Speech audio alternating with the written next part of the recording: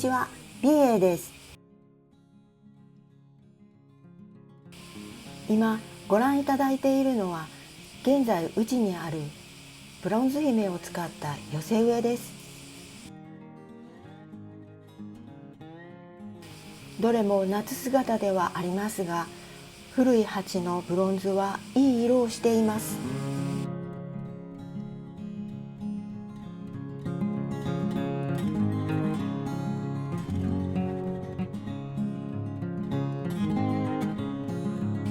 今回は寄せ植えの記録を見ながら、ブロンズ姫の育成記録をまとめてみました。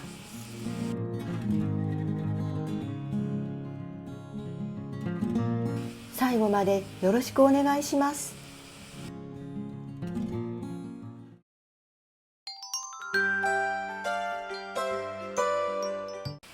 まずはブロンズ姫の葉ざしからです。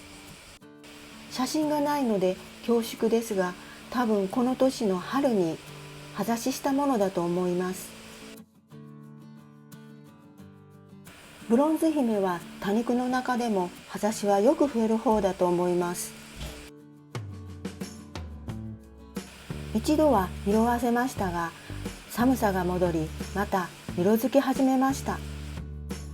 1年以上が経ち、随分と大きくなりました。この後写真がないので抜いて使ったようです。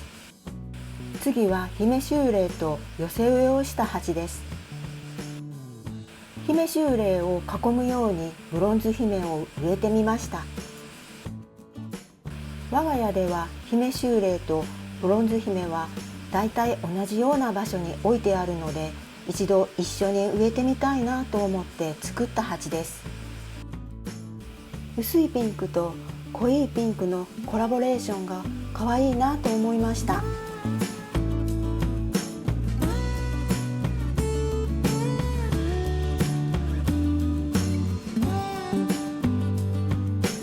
姫秋麗に花が咲き、ブロンズ姫も姫秋麗も暴れてきました。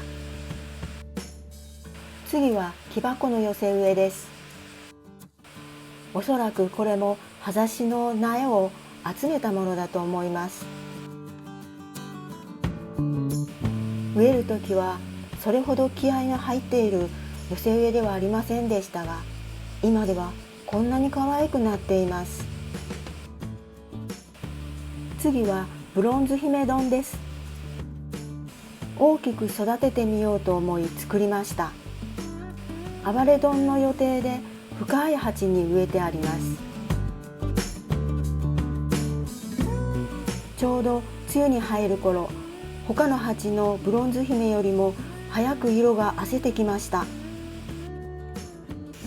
そして7月、突然のバラバラ崩壊です。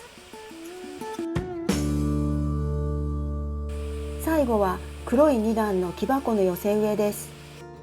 私にとっても初めての2段木箱を作りました。黒い塗料で塗ったのも初めてです。梅雨と真夏を経て色が褪せた状態です。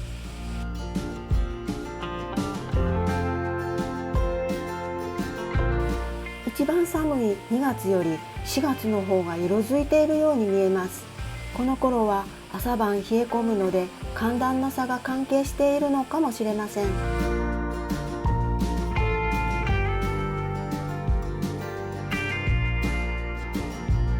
ブロンズ姫特集はいかがだったでしょうか。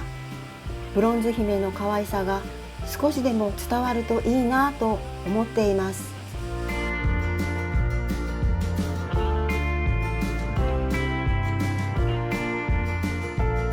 いつか失敗したブロンズ姫丼にも再挑戦して暴れブロンズ姫を目指したいです。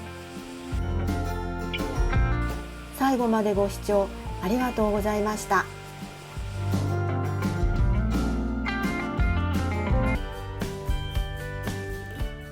最後までご視聴いただきありがとうございます。この動画がいいなと思ったらグッドボタンを、ぜひチャンネル登録をよろしくお願いします。